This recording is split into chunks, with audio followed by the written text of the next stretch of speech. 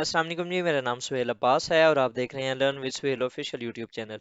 नाज़रीन, कल हमने जो अपनी पिछली वीडियो थी, बल्कि उसके अंदर हमने देखा था कि नेटो क्या है और वो किसके लिए काम करता है, आर्टिकल 4 क्या है, आर्टिकल 5 क्या है। अगर वो आपने वीडियो नहीं देखी तो आप पहले वो वीडियो देख लें, ताकि वो उसके अंदर मैंने एक ग्राउंड सेट किया था कि उसको मद्देनजर रखते हुए हम अपनी जो अगली वीडियो है उसको देखेंगे, Russia versus NATO nuclear war.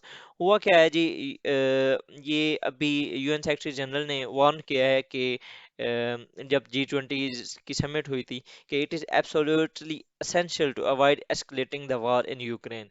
Basically जो वॉर ऑफ यूक्रेन है वो उसके अंदर एक नया ट्विस्ट आया है, एक नया टर्न आया है। हुआ क्या है जी कि Polish authorities have blamed a Russian made missile for death on Tuesday in a village about 6 kilometre from the border with Ukraine. मतलब कि यूक्रेन का बॉर्डर के साथ पोलैंड के अंदर एक रशियन मेड मिसाइल गिरा है, जिसकी वजह से 2 डेथ हुई हैं। और ये कितने किलोमीटर दूर है जी यूक्रेन के बॉर्डर से? 6 किलोमीटर। अब पोलैंड जो है वो है पार्ट ऑफ नेटो, ठीक है। और जब ये पोलैंड जो है नेटो का पार्ट है, तो उससे क्या होगा कि अगर पोलैंड के ऊपर किसी किस्म का कोई अटैक होता है, तो हमने जो लास्ट वीडियो थी उसके अंदर देखा था कि आर्टिकल 5 के मुताबिक अगर किसी एक कंट्री के ऊपर अटैक होता है तो it should be considered as the attack on all 30 members of NATO, ठीक है। तो अब वो क्या कंसीडर किया जाएगा कि ये अटैक है on all the 30 members of NATO, और क्या इससे जंग छिड़ सकती है? मतलब कि एक जो एक हो सकता है रशिया वर्सेस नेटो, क्या एक नई जंग छिड़ेगी जिस तरह पहले होती रही है, जिस तरह अफगानिस्तान के अंदर इन्होंने तबाही मचाई थी?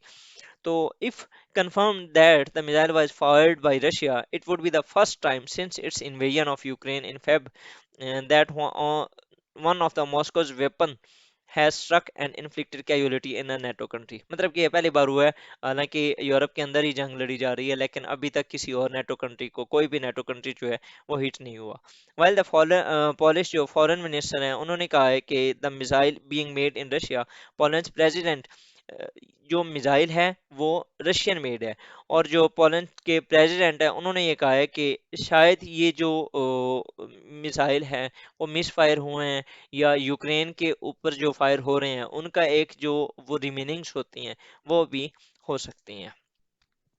अब कंसर्न ऑफ नेटो के हैं। A possible Russian missile strikes pose a serious concern as foundation of 30 members NATO alliance is the principle that an attack against one member is an attack on all। ठीक है। तो इसके ऊपर मुख्तलिफ जो leaders हैं उन्होंने मुख्तलिफ किस्म के कमेंट्स किए हैं। अब जो नेटो हैं वो ये बता रहे हैं कि जो यूक्रेन है वो राइट टू सेल्फ डिफेंस उसको सपोर्ट करते रहेंगे हम, और ओवरऑल हम पोलैंड के साथ खड़े हैं। रशिया का जो स्टांस है वो ये कह रहे हैं कि Polish mass media and officials commit deliberate provocation to escalate the situation with their statement alleged impact of Russian rockets at, ये जो एक एरिया है वहां पर जो गिरा है, वो बेसिकली वो कह रहे हैं कि पॉलिश जो मीडिया है या ओवरऑल वो इस चीज़ को प्रोवोक करने की कोशिश कर रहे हैं। हालांकि इस तरह होना नहीं चाहिए, ठीक है। ये रशिया के डिफेंस मिनिस्ट्री की तरफ से ये स्टांस आया था। जब यूएस का रिस्पांस पूछा गया तो उन्होंने ये कहा था कि we are discussing and we are investigating the situation. और जैसे ही हम कोई इन्वेस्टिगेट कर लेते हैं, फिर उसके बाद हम देखेंगे कि हमें क्या करना है। ईयू का जो रिस्पांस था वो भी यही कहा था कि we stand solidarity in with Poland after the explosion as its borders. तो हम उसके ऊपर डिस्कस कर रहे हैं। यूक्रेन वो तो चाहता है कि कुछ इस तरह का हो जाए कि जिससे जो एक जंग है बेसिकली रशिया वर्सेस नेटो वो स्टार्ट हो, और हमारा जो ये इशू है इसको रिजॉल्व किया जाए। लेकिन व्हाट पोलैंड कैन डू, मतलब कि अब क्या हो सकता है? उसने आर्टिकल 4 जो है वो ट्रिगर कर दिया है, उससे उसकी बेसिस के ऊपर अब कंसल्टेशन जारी हैं। और अकॉर्डिंग टू सम जो एक्सपर्ट्स हैं कि ये जो रशिया वर्सेस नेटो है ये it is impossible to takes place, ठीक है। कैसे जी? अब क्या ये जो पोलैंड के ऊपर अटैक है वो ट्रिगर कर सकता है आर्टिकल 5? हम इसको डिस्कस करने की कोशिश करते हैं। Was the missile strike accidentally और डेलिबरेटली?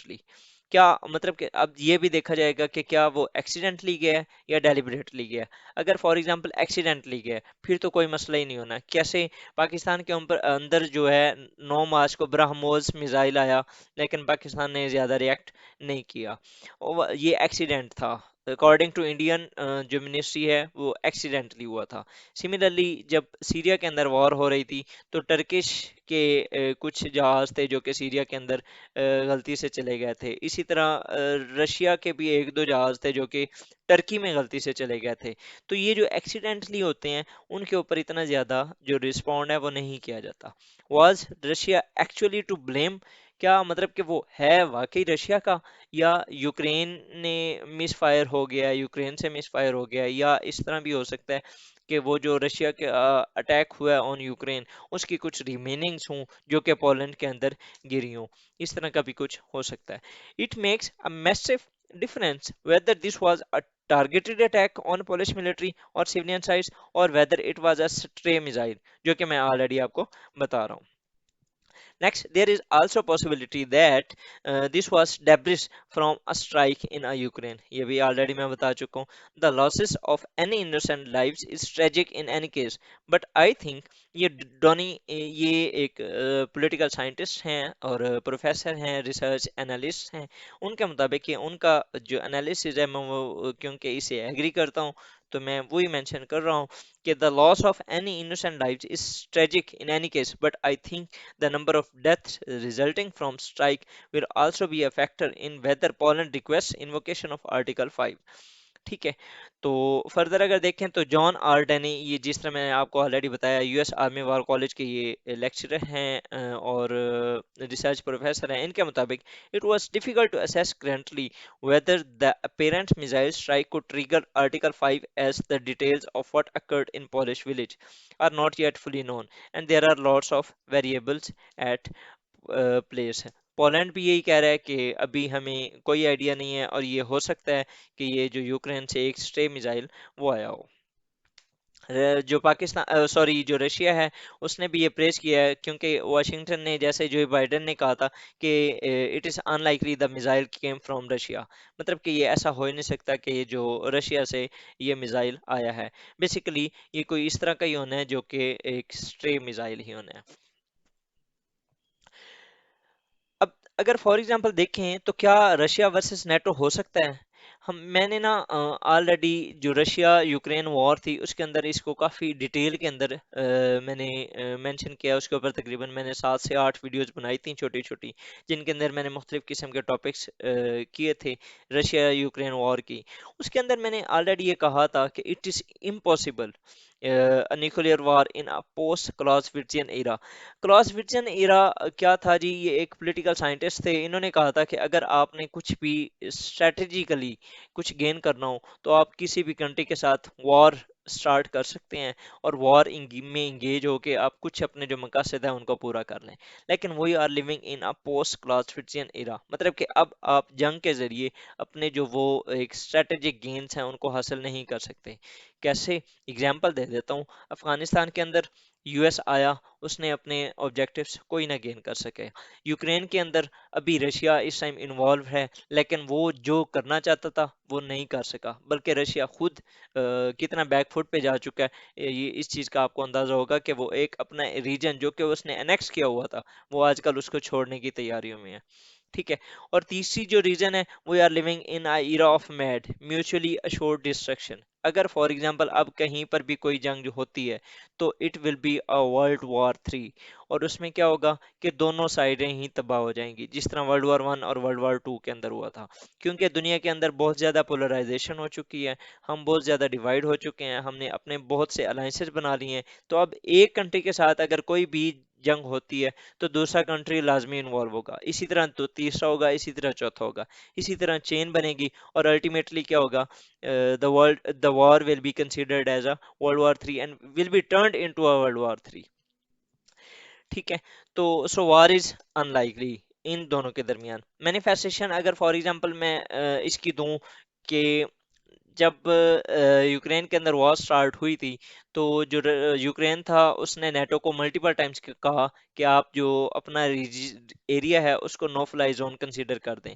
जब आप ये नो फ्लाई जोन कंसीडर करेंगे तो जैसे ही रशिया का कोई भी प्लेन उसको उसमें फ्लाई करेगा तो it should be considered as a violation and war start हो जाएगी। लेकिन नेटो ने वो नहीं किया था बिकॉज उससे डायरेक्ट ये रशिया के साथ इंगेजमेंट का खतरा था जो कि वो नहीं चाहते थे। अब यूएस की स्टेटमेंट, अगर आप बाइडन साहब की स्टेटमेंट देख लें, उसने भी यही कहा है कि it is unlikely that the missile came from Russia, मतलब कि वो भी इस चीज़ को एनालाइज कर रहे हैं कि रशिया इस तरह नहीं कर सकता।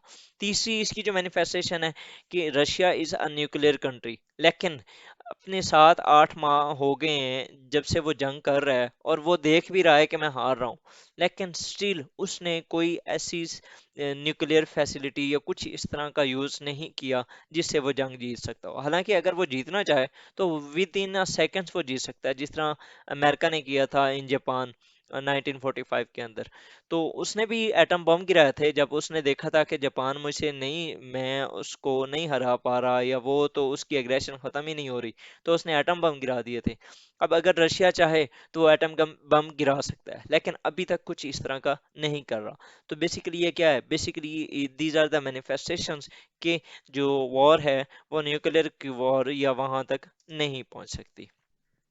तो रशिया वर्सेस नेटो ये एक पाइप ड्रीम ही रहेगा।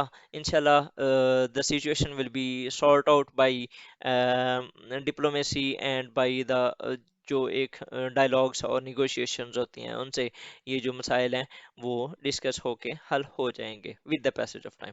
With these words, Ji, I would like to thank you for watching my video. If you find it informative, like, subscribe, share with your friends.